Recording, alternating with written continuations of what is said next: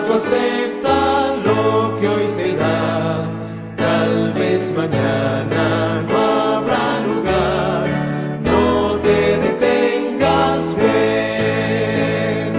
Oh, cuán grata es nuestra reunión, cuando haya, Señor, en tu mansión, contigo estemos en comunión, gozando eterno bien. Capítulo 17.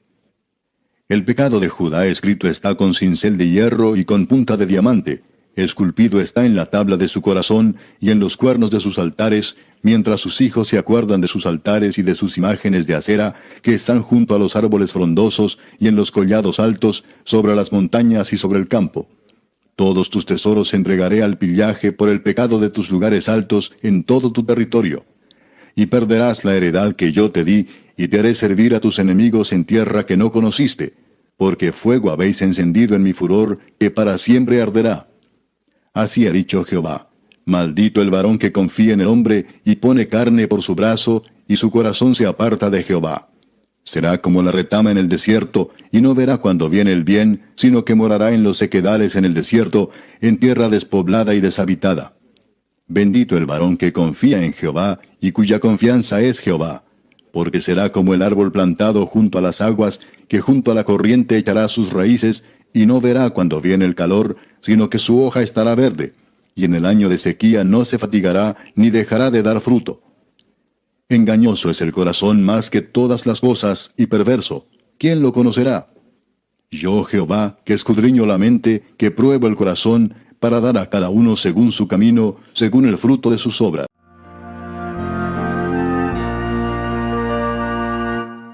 Con voz benigna te llama Jesús, invitación de puro amor, porque le dejas en vano llamar, sordo serás pecador. Llámate hoy, llámate hoy, hoy ven a Cristo y dile mi alma te doy. A los cansados invita a Jesús, Él ve su afán, siente el dolor, tráele tu carga, te la quitará, te sostendrá tu Señor. Llámate hoy, llámate hoy, hoy ven a Cristo y dile mi alma te doy. Siempre aguardando de mí a Jesús, tanto esperar con tanto amor, veno cargado trayendo a sus pies tu tentación, tu dolor. Llámate hoy, llámate hoy, hoy ven a Cristo y dile mi alma te doy. Como le dije, hoy vamos a ver que somos seres muy dependientes. ¿Hay alguno que puede decir que no necesita a la otra persona? No te necesito. Ve, ¿quién puede vivir solo en este mundo? Regularmente la persona que está aislada, que siempre se la pasa solo, ¿qué dicen los psicólogos que le pasa? Puede que tenga problemas. Porque Dios hizo al hombre con sentido social, para socializarse. Y cuando hablo de hombre, también hablo de la mujer. Y Dios lo dijo muy claro, no es bueno que el hombre esté solo. ¿Ve? Le haré ayuda idónea para él. Entonces, Nadie puede decir que no necesita a nadie. Eso es mentira, aunque lo diga. Nadie es solo en este mundo. Aunque nunca se haya casado, aunque nunca haya tenido hijos, siempre ha necesitado el apoyo de alguien. Ya sea de un primo, de un hermano, hasta de un vecino. ¿Ve? Inclusive dice la palabra de Dios que mejor es vecino cercano que hermano lejano. Porque hasta los vecinos, hay vecinos que se portan muy bien con uno. Hay otros que no. Entonces, mis hermanos, somos seres humanos muy dependientes. Nadie puede decir que no necesita al otro. Primeramente, somos totalmente dependientes de Dios en este mundo. Totalmente dependientes de Dios. Es tan así que Dios nos puso en su creación. Imagínese que usted haga una casa, usted sea maestro constructor o ingeniero. Usted hace una casa y le dice a alguien que vive en esa casa: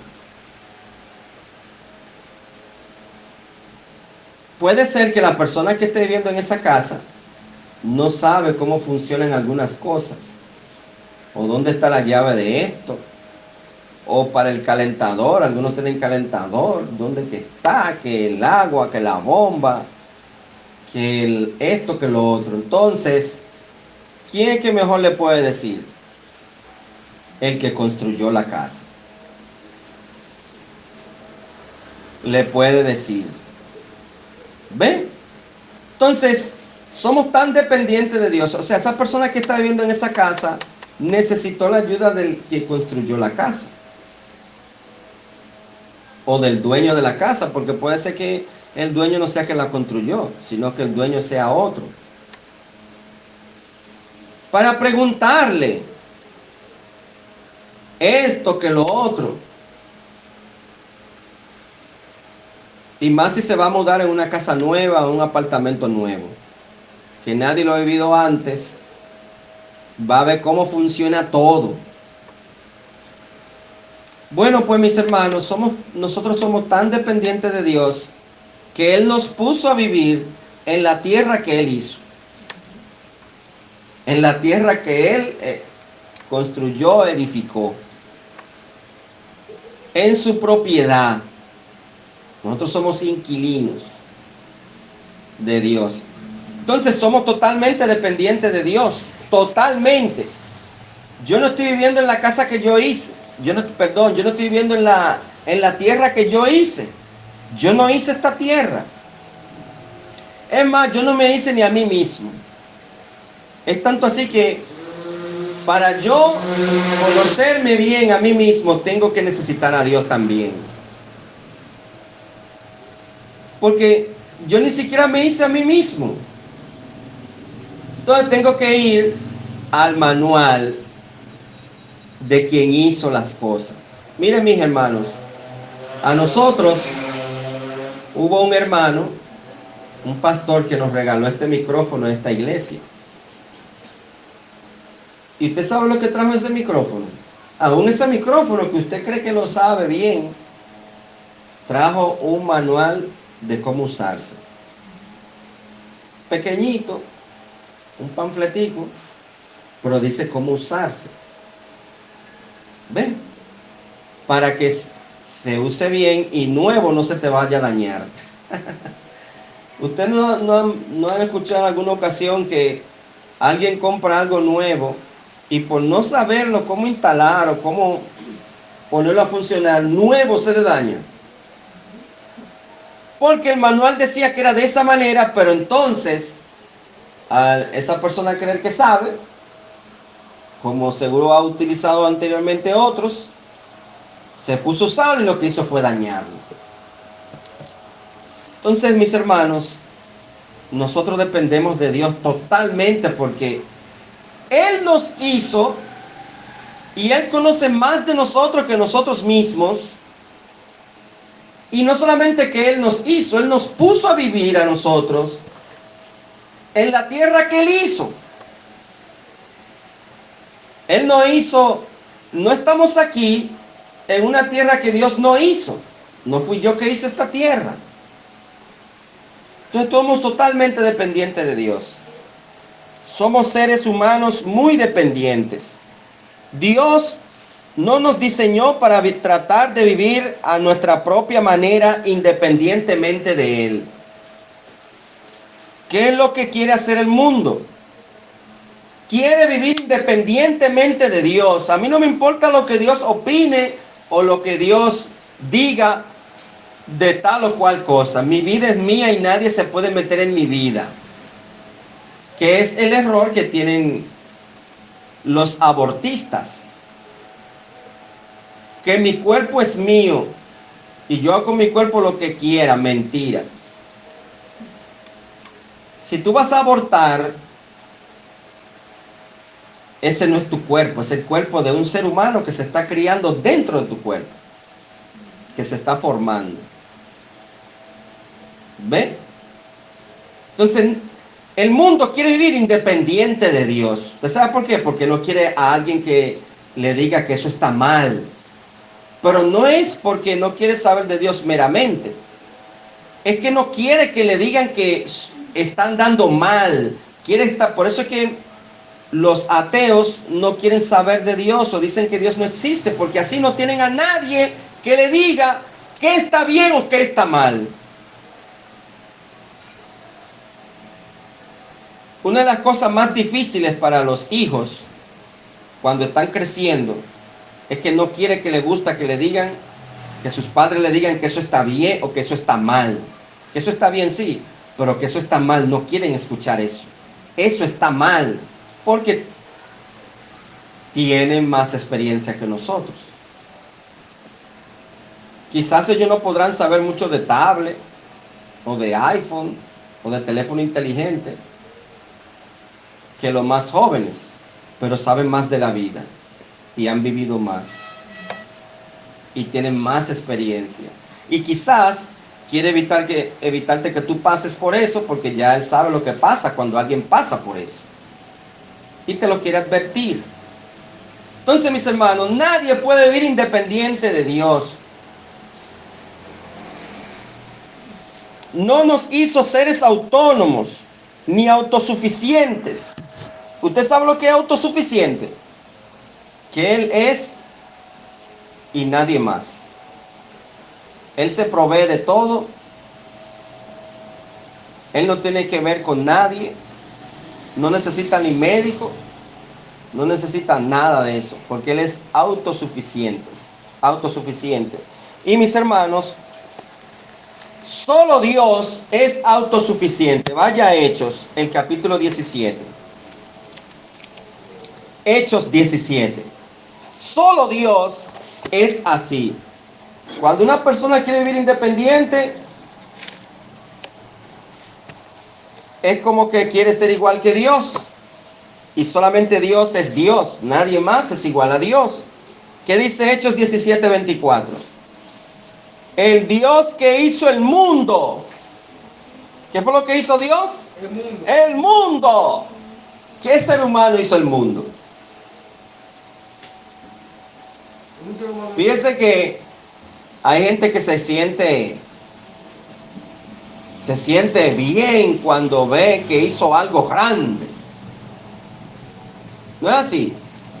Al ser humano le gusta que le reconozcan que lo que hizo fue grande, algo que nadie más puede hacer.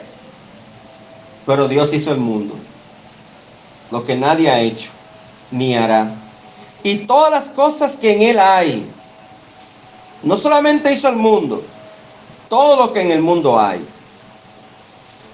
Entonces Él, siendo Señor del cielo, ¿de dónde Él es Señor también? Del cielo. No solamente de la tierra, del cielo. ¿Quién es que manda en el cielo? Dios. ¿Y en la tierra? Dios. No hay nada que se escape de su mandato. Dios es el mandamás. Entonces, no hay diablo que valga, no hay demonios que valgan, no hay brujos que valgan, no hay nadie que valgan. Dios es el que domina en el cielo y en la tierra. Señor de todos. Porque hasta el mismo diablo lo hizo Dios, pero no lo hizo diablo. Fue que después se dañó. Entonces, si Él es Señor del cielo y la tierra, no habita en templos hechos de manos humanas. ¿De acuerdo, mis hermanos? Él no habita en templos de manos humanas. Este templo no contiene a Dios. Ahora, Él está aquí en su presencia, porque Él está en todo lugar.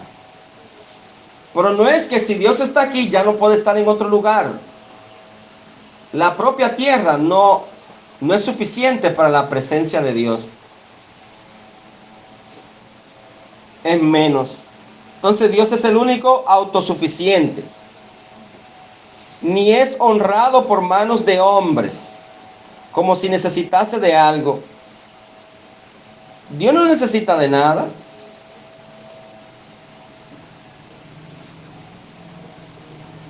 Pues Él es quien da vida, da a todos la vida y aliento y todas las cosas. Hay personas que creen como que le hacen favores a Dios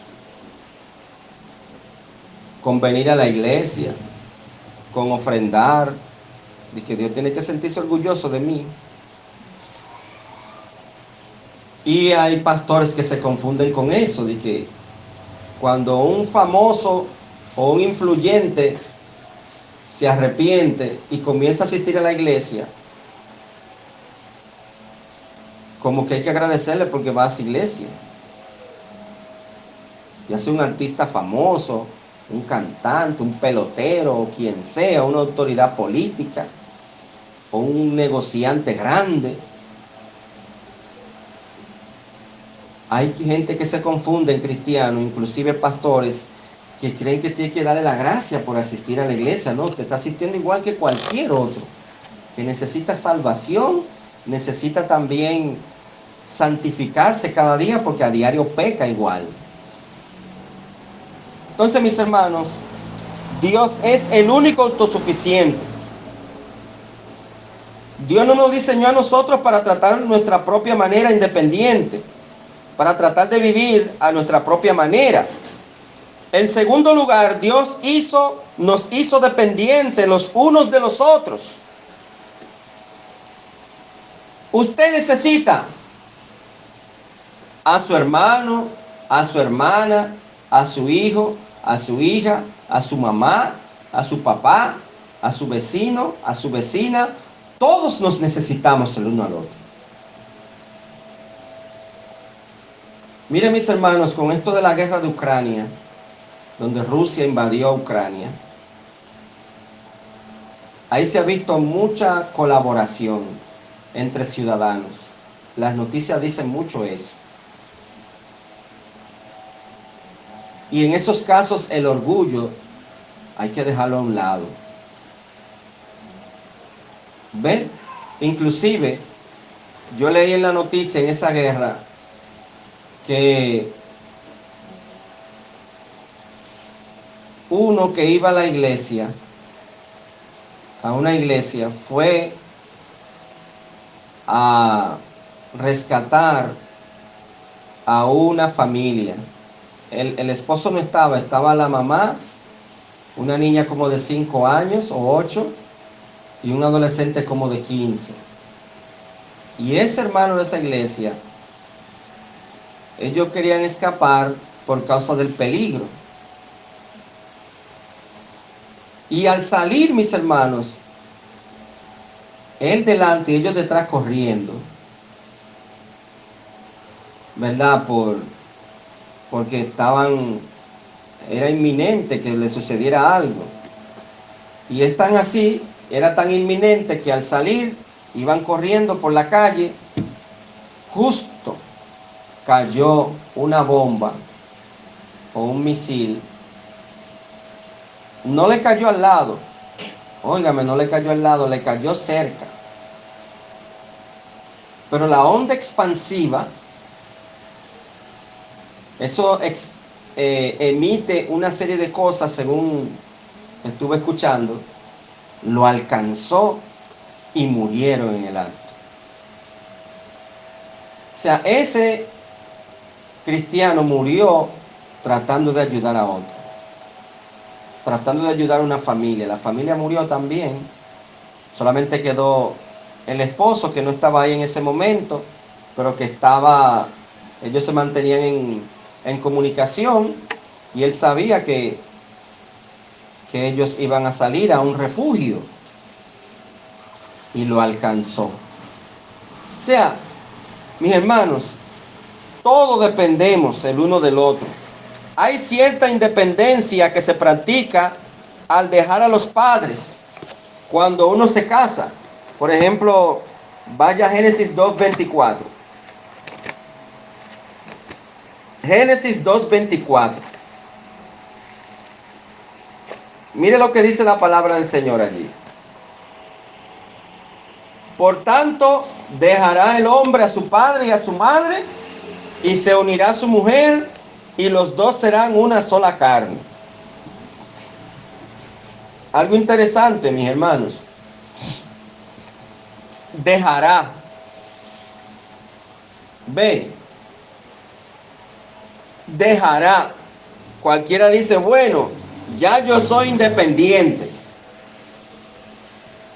¿Qué ustedes creen de eso? ¿Es verdad que son independientes? Ya soy independiente, dejé a mis padres. Hay algunos que se casan porque sus padres lo tienen al coger y que la loma, dicen ellos. Y se casan porque quieren salir de su papá y de su mamá. Y aprovechan que hay un tigre que le está dando cotorra, como dicen en Dominicana, le está dando muela, y aprovechan y se van con ese tigre, que en ese momento lo valoran más que la mamá y el papá, porque si a dejar a la mamá y al papá es para estar en algo mejor, pero se comen el cuento.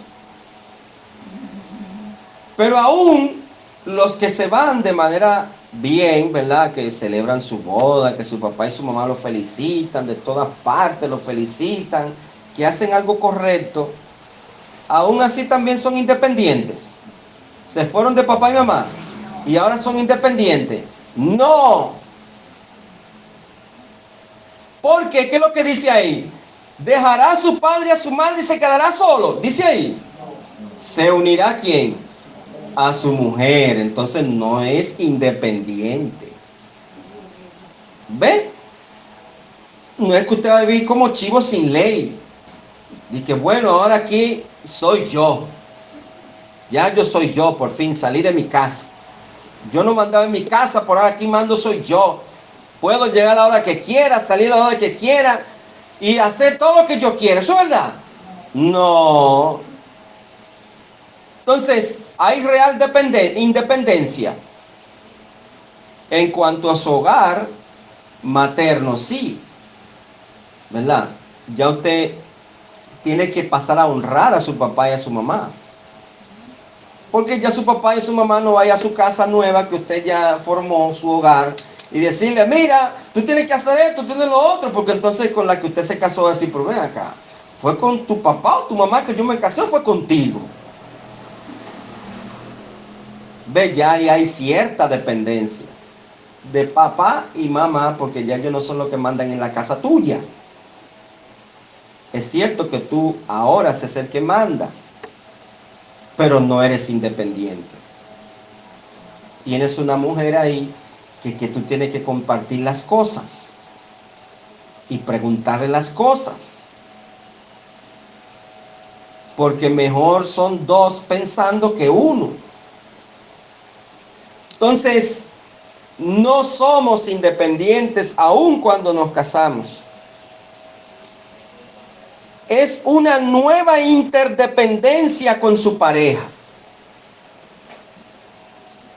Es una independencia que debe durar hasta que la interdependencia que debe durar, ¿hasta cuándo? Hasta que la muerte los separe. Tienes que consultar. Siempre los matrimonios que el uno no consulta al otro las decisiones, olvídese, tarde o temprano tienen problemas. Si el otro no consulta al otro y cree que vive solo, van a tener un problema tarde o temprano. Porque no es totalmente independiente, son interdependientes. Ahora depende de tu esposa y tu esposa también depende de ti. Ni ella puede hacer lo que quiera, ni tú puedes hacer lo que quieras.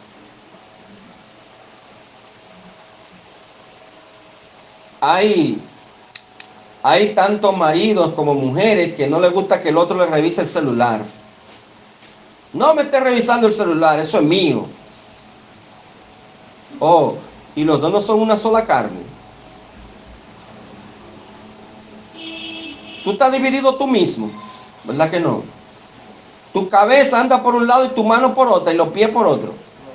¿No? Entonces cuando se juntan, ¿qué es lo que es? Una sola carne. ¿Cómo que tú no puedes revisar el celular de él? Que la mujer te tiene prohibido que tú le revises el celular. O el esposo o el marido le tiene prohibido a la mujer que ella le revise el celular a él. Eso como que está raro. Que no te meten lo mío. ¿Y cómo que es eso? Que no te meten lo mío.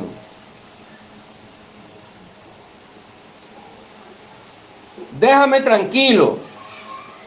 Bueno, pues usted lo que necesita es irse a otro lugar entonces. Si no puede vivir en interdependencia, tiene que irse a otro lugar. Pero todo el que vive bajo un mismo techo depende el uno del otro. Y hasta que no viva debajo del techo, hasta los vecinos y seres humanos tienen que vivir en sociabilidad. ¿Usted sabe cómo que ponen, cómo le dicen a los que ponen en la cárcel? Antisociales. Claro, algunos lo hacen de manera injusta. Van a la cárcel de manera injusta. ¿Cómo se le llama? Antisociales. ¿Usted sabe qué es lo que pasa? Que es que tú no, entonces tú estás en la sociedad y tú no te estás comportando como un ciudadano que es sociable. Porque tú le haces daño al otro. Y le llaman así. Pero aún en la propia cárcel necesitan también depender del otro. Nadie es como un chivo sin ley. Nadie. El espíritu de la independencia no tiene lugar en el diseño de Dios para la humanidad. No puede haber un cristiano que es independiente. Porque Dios no sabe qué es eso. El diseño de Dios para la humanidad no es eso. Después de la caída en pecado, que Adán y Eva pecaron, el hombre debe depender más de Dios.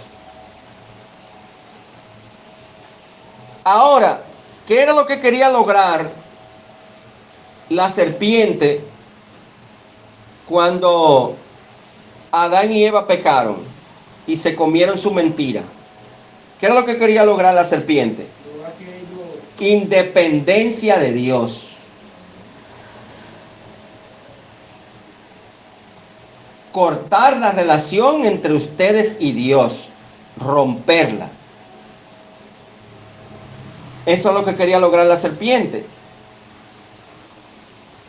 Pero desde el momento de la desobediencia, el hombre no solamente sigue dependiendo de Dios en las mismas maneras en las que dependía desde la creación, sino que ahora depende de la provisión de Dios para tratar con las consecuencias del pecado también.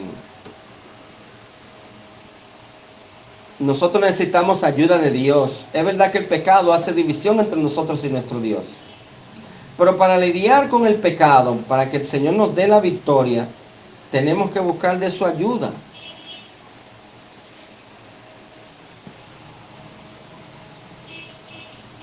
¿Qué dice Jeremías 17, donde tuvimos la lectura devocional? Jeremías 17.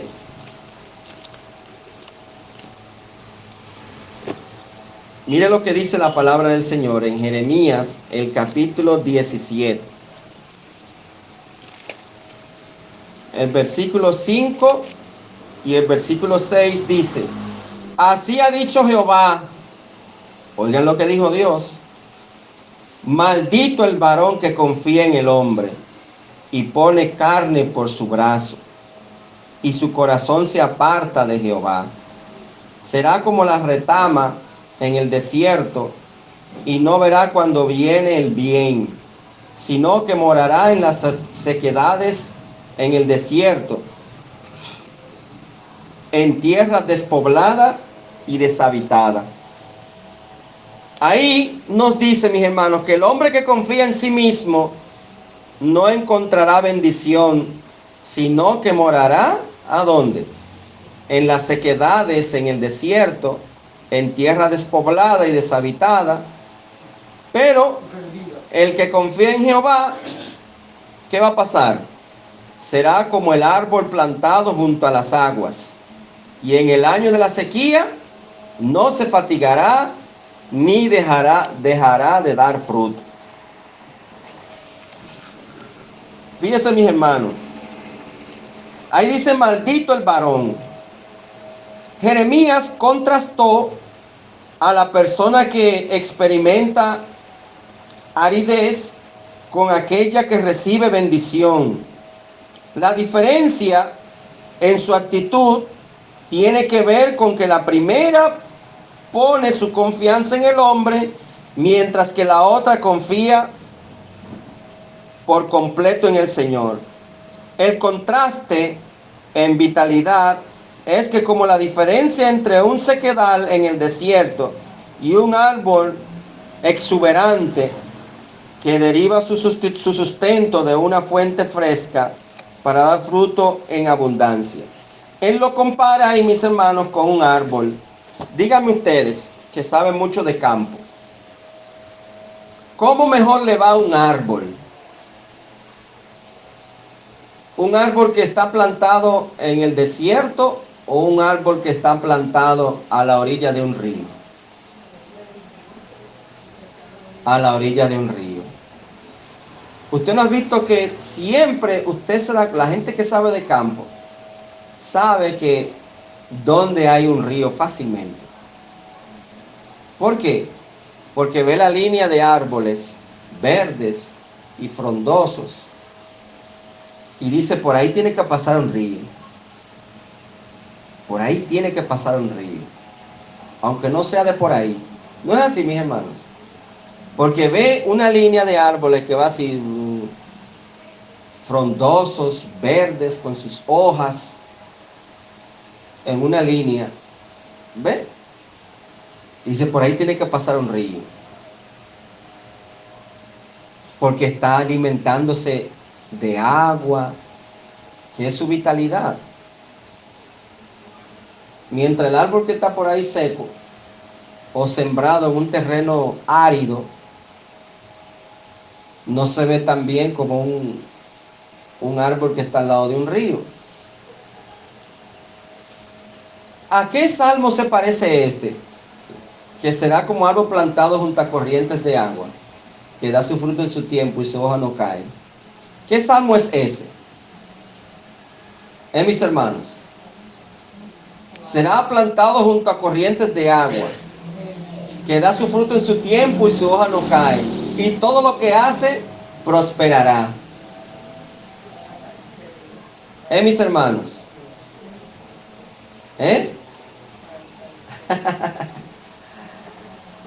ok, entonces vamos a ir allá a ese salmo, el Salmo 1:3. Ya no vamos a ir, ya lo dijeron, ¿verdad? Entonces, mis hermanos, ¿qué significa eso? Bueno, vamos a ir de todas maneras. Vamos a ir al Salmo. Porque, mis hermanos, es buena ilustración esta para que la tengamos pendiente. Salmo 1. Mire qué es lo que pasa. ¿De quién está hablando ahí? Del varón que no anduvo en consejos de malos, ni estuvo en camino de pecadores, ni en silla de escarnecedores se ha sentado. Ese varón, que en la ley de Jehová está su delicia, y en su ley medita y de noche. Ese varón, esa persona, ¿qué sucede con esa persona? Será como un árbol plantado junto a corrientes de agua. O sea, la ley de Dios, meditando en ella día y noche, le va a producir a esa persona como cuando un árbol está al lado de una corriente. La corriente es la ley de Dios y la meditación en ella. Y lo va a mantener a esa persona una persona muy bien delante de Dios, dando frutos en la casa de Dios. Porque ¿qué es lo que dice ahí, mis hermanos? Que da su fruto en su tiempo y su hoja no cae, y todo lo que hace prosperar. ¿Usted sabe por qué? Porque la corriente de la palabra de Dios, de la meditación en ella, producen en él una persona que da fruto, una persona fructífera, una persona agradable, una persona que se está alimentando de esa corriente de agua viva. ¿Ve? ¿Qué fue lo que Jesús le prometió a la mujer samaritana? Cualquiera que bebiere de esa agua volverá a tener sed, pero el que bebiere del agua que yo le daré, será en él una fuente que salte para vida eterna. Entonces la palabra de Dios es como una fuente de agua, como una corriente de agua, que el que está pegado a esa corriente va a dar mucho fruto en la iglesia. Ahora, ¿cuál será la ilustración entonces del árbol seco y petiseco y que las hojas se le caen? Es la persona que anda lejos de ¿dónde? ¿De quién? De la palabra de Dios. Y usted lo ve siempre malhumorado, no hace nada en la iglesia, no da frutos. Y porque no está al lado de la corriente que se alimenta. Ven, mis hermanos. Entonces,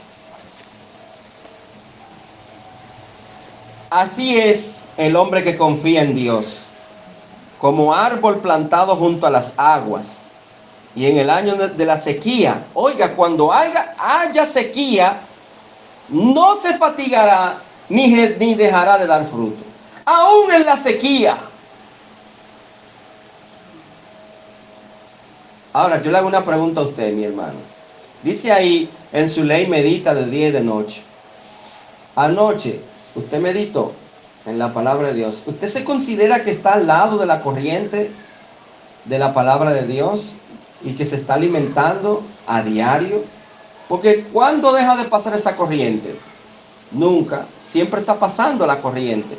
Y siempre el árbol se está alimentando. ¿Y usted hizo su devocional hoy? ¿Leyó la Biblia antes de venir a la iglesia? Pero anoche, antes de acostarse, leyó la Biblia. Meditó en ella. Porque puede ser que entonces en usted no haya una corriente, sino que haya un chorrito, una cañada, o ¿cómo que se le llama esto? Una quebrada, cuando no es un río fuerte, ¿qué es lo que pasa? Un arroyo. ¿Usted tiene un arroyo o tiene un río? Dependiendo de lo que usted esté haciendo, se va a dar cuenta si está en un arroyo o en corrientes de agua. No es una cosita que pasa por ahí, que si viene una sequía, se secó. ¿Verdad que sí? Los arroyos, cuando viene una sequía, ¿qué pasa? Se secan. O usted está al lado de la corriente, mire, que es caudalosa. Que por más sequías que haya, va, como quiera va a dar su fruto y su hoja no va a caer. Esa es quien, la palabra de Dios. Entonces, como resultado de su caída en pecado, ¿cómo fue afectado el hombre en su dependencia de Dios para su existencia? El hombre sigue tan dependiente como lo fue antes de la caída, porque sigue dependiendo de la luz, del aire, el agua. ¿Y quién fue que creó la luz, el aire y el agua? Dios. Entonces sigue aún después de la caída. Como Adán y Eva dependían de la luz, del agua y del aire, todavía el hombre lo sigue haciendo. Y todo lo que Dios ha provisto por su gracia y misericordia. El problema del hombre es, entonces, en su estado depravado, es que no lo reconoce como debe. No reconoce a Dios como el que le está proveyendo el aire, la luz, el agua. Muchas veces se lo atribuyen a la suerte. Wow, qué suerte. Mire, el campo estaba seco y llovió. Yo tengo mucha suerte. Las vacas, el ganado ya se me estaba muriendo y no dice gracias a Dios que llovió. Dice qué suerte que llovió. No tenían pastos los animales. No tenía yo con qué regar el sembrado. Y qué suerte yo tuve que llovió. Ve. Entonces, no reconocen a Dios. El cuidado constante de Dios sobre su creación para proveer todo lo que el hombre necesita para su existencia. ¿Qué dice Romanos 1:21, mis hermanos? ¿Qué dice Romanos 1:21? Dice allí la palabra de Dios. Pues habiendo conocido a Dios, no le glorificaron como a Dios, ni le dieron gracias. ¿Qué no le dieron? Gracias. Gracias no le dieron.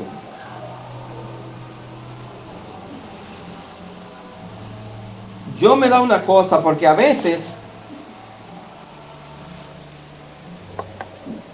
hay famosos y gentes que se tragan el Dios y solamente dicen, damos gracias por esto, damos gracias por aquello. Pero ¿a quién tú le das gracias?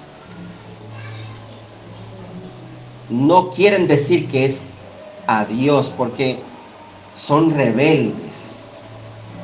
Ni le dieron gracias, sino que se envanecieron en sus razonamientos, se la creen la última Coca-Cola del desierto, y su necio corazón fue entenebrecido. Entonces, mis hermanos, el hombre es consciente de la existencia, el poder y la naturaleza divina del Creador por medio de la renovación, por el medio de la revelación general. ¿Qué es la revelación general, mis hermanos? Todo lo creado fue Dios.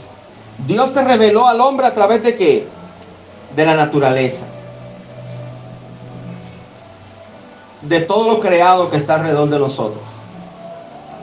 Es una revelación de Dios. Eso se le llama la revelación general. Entonces, no le glorificaron a pesar de eso. El fin último del hombre debiera ser glorificar a Dios. Y las escrituras exigen siempre el cumplimiento de este propósito. Glorificarlo es honrarlo, reconocer sus atributos y alabarlo por sus perfecciones. Es reconocer su gloria y exaltarlo por ella. No darle la gloria debida a su nombre es la afrenta más grande del hombre a su creador. Yo no decir gracias, Señor, por la habilidad que me diste para yo hacer tal cosa, es una afrenta a Dios. Usted sabe cocinar bien, mi hermana o hermano. Usted sabe barrer bien. Que otros le dicen, oye, tú sí haces esto bien. ¿Qué es lo que usted hace bien? Cuando le reconozcan algo que usted hizo bien, usted dice, no, gloria al Señor. Es Dios quien pone eso en mí, por su gracia. Usted no ve que los impíos tienen talentos. Los impíos tienen talentos, pero casi ninguno da gracia a Dios, sino a su habilidad, que se pasaron qué sé yo cuántos años en eso, y por eso que hoy en día son buenos en lo que hacen. No dan gracia a Dios. Claro, por lo malo no fue Dios que lo inspiró, ¿verdad? No fue Dios quien le dio la habilidad. Entonces, mis hermanos, el hombre no quiere reconocer a Dios. No le dieron gracias, se negaron a reconocer que todas las cosas buenas que disfrutaban provienen de Dios. Todo lo contrario, se envanecieron en sus razonamientos. La búsqueda de significado y propósito por parte del hombre solo produce conclusiones vanas e incoherentes. Su necio corazón fue entenebrecido. Tan pronto el hombre rechaza la verdad de Dios, esta es reemplazada por las tinieblas de la falsedad espiritual. El hombre no queda totalmente vacío. O está lleno de Dios o está lleno del diablo. Nadie está totalmente vacío.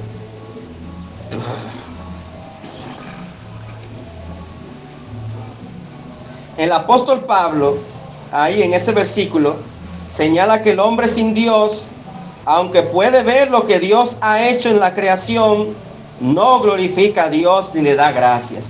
Miren, mis hermanos, yo no sé si a usted le pasa, pero miren, mis hermanos, cuando yo iba por esa carretera de Miches, que veo esos derriques, esas montañas altas, y ese mar allá al fondo, y uno tan alto, y el mar hasta allá al fondo, dice, yo siempre tengo que decir, wow, Dios sí es grande. Gracias, Señor, por la belleza de tu creación. Yo no sé si usted, al ir por lugares donde se ve la naturaleza, a usted le agrada y dice, gracias, Señor, por tu creación tan linda. Cuando ve una flor, también, ¿verdad? O un animal, ¿no le llama la atención y decir, wow, Señor, tu creación sí es linda? Entonces, mis hermanos, eso es lo que ha pasado con el hombre. No le da gloria a Dios. Se cree independiente. Se cree que no necesita a Dios. Entonces, cuando cualquier persona se arrepiente de su ingratitud por todo lo que Dios ha hecho en su vida y empieza a practicar la gratitud a Dios por la provisión de todo lo bueno que ha recibido en su vida, puede empezar a corregir otras áreas de su vida. Por ejemplo, mire lo que dice Hechos 17, ahora 28.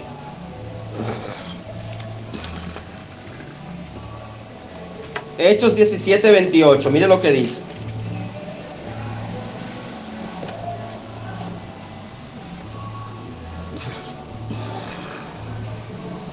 Porque en Él vivimos y nos movemos y somos, como algunos de vuestros propios profetas también han dicho, porque linaje suyo somos. Siendo pues linaje de Dios, No debemos pensar que la divinidad sea semejante a oro, o plata, o piedra, escultura de arte y de imaginación de hombres. Pero Dios, habiendo pasado por alto los tiempos de esta ignorancia, ahora manda a todos los hombres en todo lugar, ¿qué cosa? Que se arrepientan. Cuando una persona viene a Cristo, comienza a reconocer quién es Dios realmente. Y Efesios 5:20, ¿qué dice?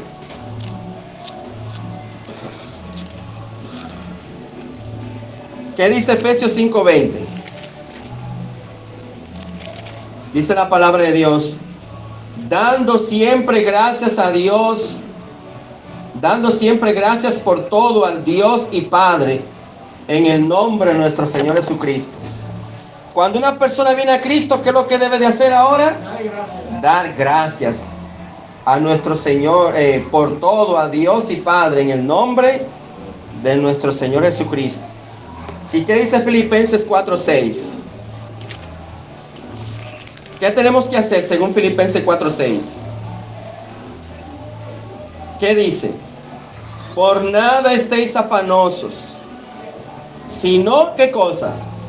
Sean conocidas vuestras peticiones delante de Dios en toda oración y ruego. ¿Y qué también, mis hermanos? Y acción de gracias, con acción de gracias. O sea, no solamente debemos de pedirle a Dios, también debemos darle ¿qué? Gracias. Así que, mis hermanos, vamos a dejarlo hasta ahí. Reconociendo, mis hermanos, que somos seres humanos muy dependientes de Dios. Y dependientes el uno del otro. Gracias, Señor, te damos por tu palabra. Ella es la verdad y nos enseña la verdad, Señor. Ahora, Señor, aplica esto a nuestras vidas. Y a reconocer el darte las gracias por todo. Y lo que usted hace en nosotros es por tu misericordia y a darte la gloria. Pero también a saber que no somos independientes el uno del otro. Que yo necesito al uno como al otro también. Y el otro me necesita a mí también. Ahora, Señor, siga dirigiendo lo que resta en esta mañana. Padre Celestial, en el nombre de Jesús. Amén. Dios les bendiga, mis hermanos.